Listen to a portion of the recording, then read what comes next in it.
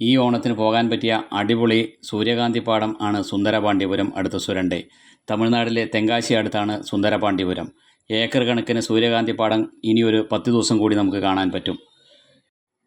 ഈ ഓണം സുന്ദരപാണ്ഡ്യപുരത്ത് ആഘോഷിക്കൂ, അടിപൊളിയായിരിക്കും.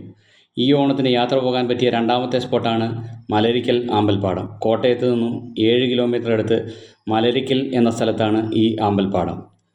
ഏക്കർ കണക്കിന് ആമ്പൽ പൂത്തുകിടക്കുന്ന കാഴ്ച നയനമനോഹരമാണ്. മലരിക്കലിൽ പോകുന്നവർ രാവിലെ 6-നും 9-നും ഇടയ്ക്ക് എത്തിയാൽ നന്നായിരിക്കും. ബോട്ടിലാണ് പാടം കാണാൻ പോകുന്നതിന് മുമ്പേ ബോട്ട് ഡ്രൈവേഴ്സിനെ ആരെങ്കിലും വിളിച്ചു പറഞ്ഞാൽ യാത്ര എളുപ്പമാകും.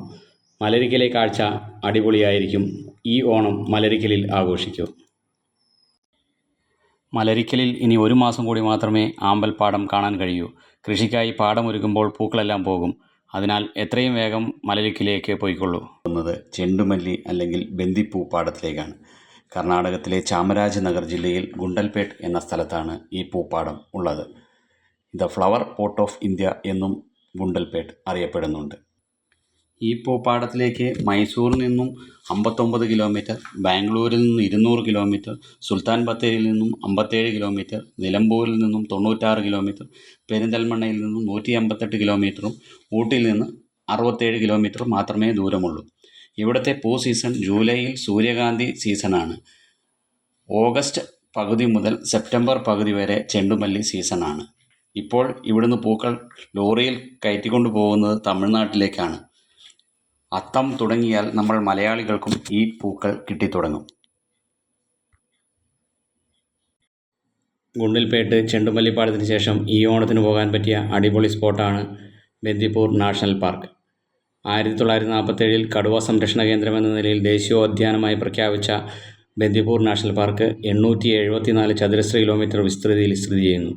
ഒരു കാലത്ത് മൈസൂർ രാജാവിൻ്റെ സ്വകാര്യ വേട്ടയാടൽ കേന്ദ്രമായിരുന്നു ഇത്.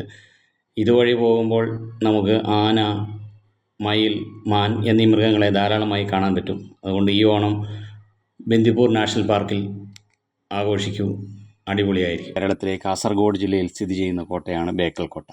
അറബിക്കടലിൻ്റെ തീരത്ത് 35 ഏക്കറിൽ പരന്നു കിടക്കുന്ന ഈ കോട്ട 17-ാം നൂറ്റാണ്ടിൻ്റെ മധ്യത്തിൽ പണി കഴിപ്പിച്ചതാണ്. ഈ കോട്ട നിർമ്മിച്ചിരിക്കുന്നത് ചെങ്കല്ലുകൊണ്ടാണ്. പണ്ട് ഈ പ്രദേശം കോലത്തിരി രാജാവിൻ്റെയും മൂഷിക രാജവംശത്തിൻ്റെയും കീഴിലായിരുന്നു. അതിനുശേഷം വിജയനഗര സാമ്രാജ്യത്തിൻ്റെ കീഴിലായി. യാത്രയുടെ എല്ലാ പ്രേക്ഷകർക്കും ഹൃദയം നിറഞ്ഞ ഓണാശംസകൾ. ഈ വീഡിയോയിൽ പറഞ്ഞ 5 സ്പോട്ടുകളെക്കുറിച്ചും കൂടുതൽ ഡീറ്റെയിൽസ് അറിയാൻ നമ്മുടെ മറ്റു വീഡിയോകൾ കാണുക. നന്ദി, നമസ്കാരം.